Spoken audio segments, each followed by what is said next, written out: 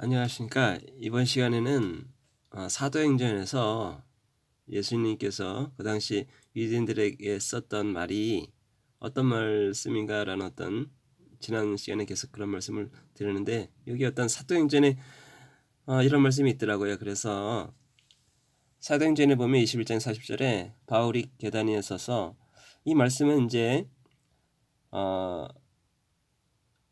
예수님께서 십자가에 매달려 들어가시고 부활하시고 승천하시고 그리고 이제 제자들이 이제 전도를 성령을 받고 전도하는 과정 그리고 이제 바울이 지중해 연안 특히 이제 많은 곳들을 전도 여행을 하면서 마지막에 이제 예루살렘 뒤쪽에서 예루살렘 성전에서 이제 잡히시면서 유대인들에게 하시는 말씀인데 바울이 계단 위에 서서 백성에게 손짓하여 아주 조용하게 하고 그들에게 히브리 말로 말하여 이르니라라는 말씀이 있습니다. 여기에 또 보니까 그 당시에 히브리 말로 백성에게 말했다라는 증거가 또 나오더라고요. 계속 제가 이런 말씀을 비슷한 말씀을 계속 올렸는데 자 그러면 바울이 이 당시에 히브리 말로 유대인에게 전했다라는 것은 그 전에도 바벨론 포로 생활 이후에 고대 히브리 말이 사라졌다. 너무 어려워서 아람어로 대체되었다. 그리고 그리스어로 대체되었다는 글들이 있는데 이것을 보고 우리는 그것이 잘못됐다라는 것을 알 수가 있습니다. 히브리 말로 그 당시 말했기 때문에 바울 요 당시에 그러면 이때 성자 하나님 예수님께서 유대인에게 하셨던 말들은 바로 대부분이 유대인들한테 잃어버린 양, 바로 유대인의 잃어버린 양으로 보내심을 받았다는 그런 말씀이 있듯이 이분께서 하신 말은 히브리 말이다라는 거죠. 제자들이 당시에 히브리 말과 이제 아람어가 섞여 말을 했다라는 말이 이제 가능성이 있는데 대부분의 이제 유대인들에게 하신 말씀이 히브리 말이다라는 것이 또 증명이 되더라고요. 결과적으로 계속 이제 반복돼서 말씀드리자면은 랍비들은 모세오경이라든지 이 구약 타낙을 이제 암기해서 전달할 수 있는 가능성이기 때문에 이 히브리 말이 사라질 수 있다, 없어질 수 있다라는 말은 설득이 안 되더라고요. 일반적인 사람들은 잊어버릴 수는 있어도 이 구약 타낙을 학자들 이분들은 충분히 이것을 암기해서 구전에서 구전으로 전달할 수 있는 가능성이 충분히 있다라고 보는 거죠. 그리고 이분들은 이 히브리 말에 대해서 상당히 그리고 또 선민사상이 강하기 때문에 바로 이 신의 언어다. 신이 주신 언어다. 자국의 언어가 상당히 타국과는 비교조차도 할 수 없는 상당히 한 자긍심을 가지고 있기 때문에 이것을 잊어버린다라는 것은 설득이 안 된다라는 거죠. 제가 잠깐 다시 한번 말씀드리고 싶은 것은 구원에 대해서 한번 간단하게 한번 말씀드리고 싶습니다. 자, 요것은 어떤 것을 초점을 가지고 말씀드리냐면 바로 신약 예루살렘 성전이 파괴되기 전 바로 신약 성경이 완성되기 전에는 과연 어떤 식으로 구원의 말씀이 전달되었는가라는 어떤 의구심을 가지고 이렇게 어떤 초점을 맞추고 이렇게 말씀을 드렸는데요. 자, 선약 성경이 완성되기 전이다라는 가정에서 지금 말씀드리려고 합니다. 자, 어떤 회개하고 사도행전에 그런 말씀이 있죠. 그런 말씀이 있듯이 회개하고 복음을 믿으면 구원을 받는다는 말씀에 의지해서 이제 말씀을 이렇게 만들어 봤는데요. 자, 회개하고 우리가 복음을 믿으면 되는 거죠. 그러면 이제 구원 받는 거죠. 믿음은 들으면서 오며 마음으로 믿어 의에 이르고 입으로 시인하여 구원이 된다는 말씀이 있죠. 행위와는 상관이 없다라는 말씀이 로마서의 처음부터 끝까지 나오죠. 자, 그럼 복음이 뭔가라는 거죠. 자, 그러면 이게 복음이 신약 성경이 완성되기 전이니까 다시 한번 살펴보려고 합니다. 자,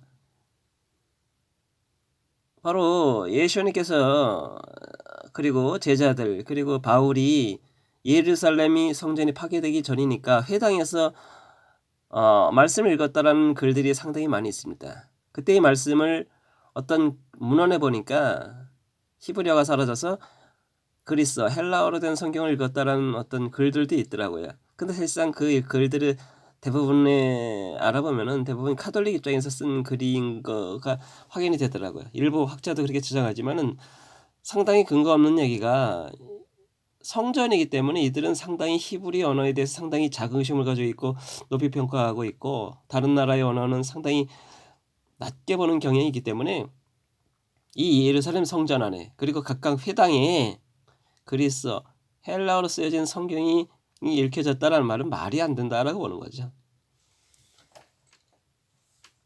충분히 예수님께서 그 당시 회당에서 읽은 말씀은 신약 성경은 아니겠죠. 신약 성경은 없었으니까 그 당시 읽은 말씀은 바로 구약이다라고 봅니다. 구약 히브리 성경을 읽었다라고 보는 거죠. 모세오경 또는 이제 대언서가 될 수 있는데 이때 예수님께서 제자들이 그리고 바울이 읽은 회당에서 읽은 것은 바로 히브리 구약이다라는 거죠. 히브리서다라고 보는 거죠. 자, 그럼 히브리서 안에 이 히브리 구약 안에 각각의 대언서들이 상당히 많이 있습니다. 자, 어떤 피 흘림이 없으면 죄사함이 없는다라는 말씀이 있죠.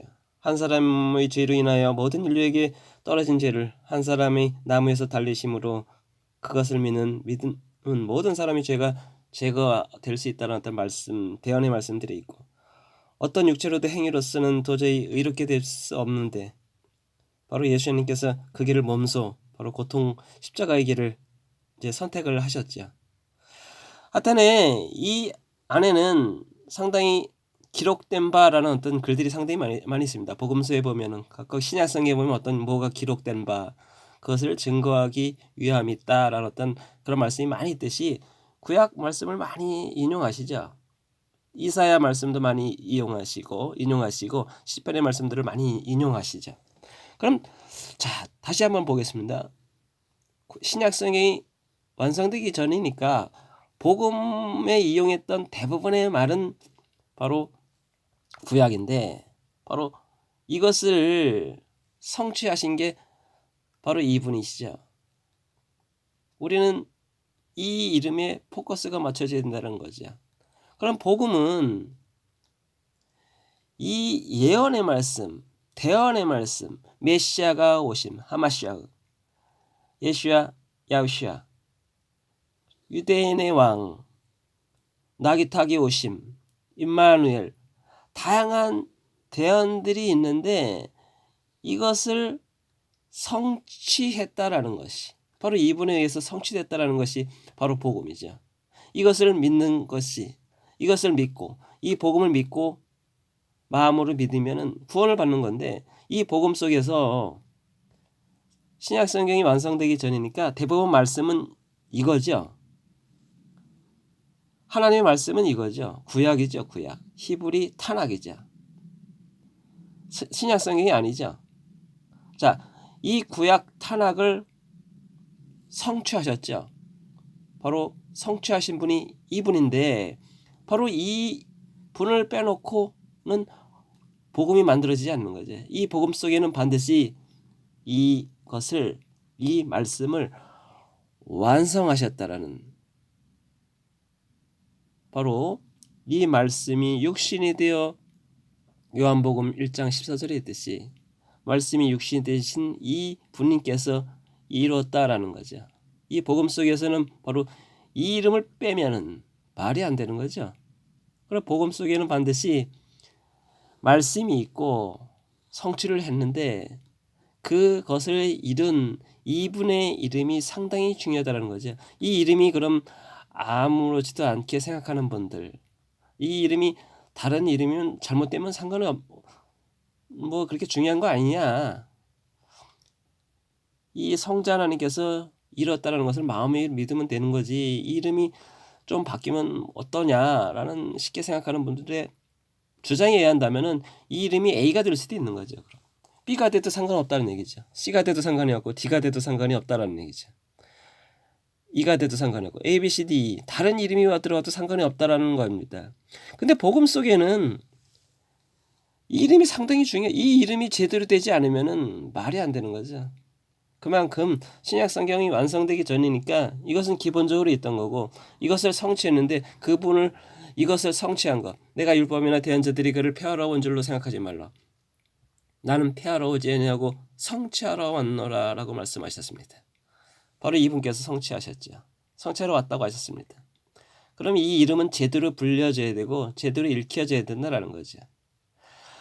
그 당시에 보통 우리가 믿음을 가질 때에 우리가 성경 말씀을 읽고 믿음을 갖는 것보다는 되게 믿음은 들으면서 라는 말씀이 로마서에 있듯이 우리가 보통 교회에 처음 나갈 때 어떤 사람의 말에 의해서 구전으로 입으로 듣고 어떤 믿음의 씨앗이 생긴 상태에서 교회에 들어가죠. 그럼 성경 말씀은 그 다음에 읽을 수는 있지만은 우리가 처음 믿음의 씨앗이 뿌려질 때에는 우리가 이 이름을 들어서 간다라는 거죠. 그러니까 이 이름은 음역 그대로 읽어야 된다라는 거죠. 어떤 책을 보고 읽는 게 아니라. 우리가 구원받고 이제 그 다음에 이제 성전이 파괴되고 신약 성경이 완성됐는데 그 다음에 이제 구원 이후에 어떤 기도, 말씀, 성령의 도우심으로 이제 성화 과정 거칠 수 있는 거죠. 다시 말씀드리자면은 신약 성경 완성 전에서라고 봐도 우리는 복음이 상당히 이 이름이 상당히 중요하다라고 보는 거죠. 이름 속으로 구원을 받고 이름 속으로 죄 사함을 얻는 거죠. 베드로는 이 이름을 가지고 외치면서 안진뱅이가 일어났죠. 그러면은 이 이름이 다른 이름이어도 된다라는 말씀에 주장이어야 한다면은 아무렇게나 불러도 된다라는 불렀을 때의 능력이 나타난다라는 것일 수밖에 없다고 봅니다. 자, 이제 말씀을 이제도 마치려고 합니다. 그 당시에 이제 히브리 말이 아니라 그리스어가 그 당시에 공용어다 해가지고 이 말씀으로 전 세계로 전파시키기 위해서 하나님께서 헤브리가 아니라 헬라어를 선택하시다라는 말씀에 의지하는 말씀들이 많이 있는데 사실상 사도행전에 자세히 읽다 보면은 각 나라의 방언으로 말씀을 전했다라는 말이 많이 있습니다. 굳이 어떤 성경 말씀이 아니라 믿음은 들으면서 오며라는 말씀이 있듯이 어떤 구원의 복음의 말씀은 바로 우리가 충분히 듣고 이 이름에 의지해서 기도해야 된다는 거죠. 그래서 이 이름은 정확히 불려져야 된다는 게 제 생각입니다. 자, 이 마지막 시대에 우리가 좀 더 계속 말씀드리자면은 우리가 처절한 기도가 필요하다고 봅니다. 우리가 이렇게 대충 미지근함 속에서는 사실상 행위로서 우리가 구원받고 꼭 믿음으로 구원받는 건데 우리가 믿음 속에는 바로 이 말씀을 성취하신 이 이름이 그만큼 중요하다라고 보는 거지. 우리는 이 이름의 하나에 의지해서 달랑 행위가 아니라 이 이름만 믿고 우리는 은혜로서 구원을 받는 건데 이 이름을 대충 부른다라는 것은 말이 안 된다라는 거죠. 행위가 힘들면은 이 이름이라도 제대로 불러야 된다라는 거죠. 어떤 봉사활동을 많이 해서 전도활동을 많이 해서 헌금을 많이 내서 그런 것조차도 못한다면은 말씀을 많이 읽고 그런 것도 못한다면은 제대로 된 이름조차라도 이 하나라도 제대로 된 이름을 알아야 된다라는 거죠. 그만큼 이 이름에 대해서 시간을 들이고 그래야 된다라고 봅니다. 이 말세에 처절한 기도가 더 필요하다고 보고 처절한 몸부림, 처절한 영적 전쟁, 청절하게 성령의 도우심을 갈급해야 하는 어떤 그런 갈급함이 더 있어야 된다는 생각이 제 생각입니다. 예, 감사합니다.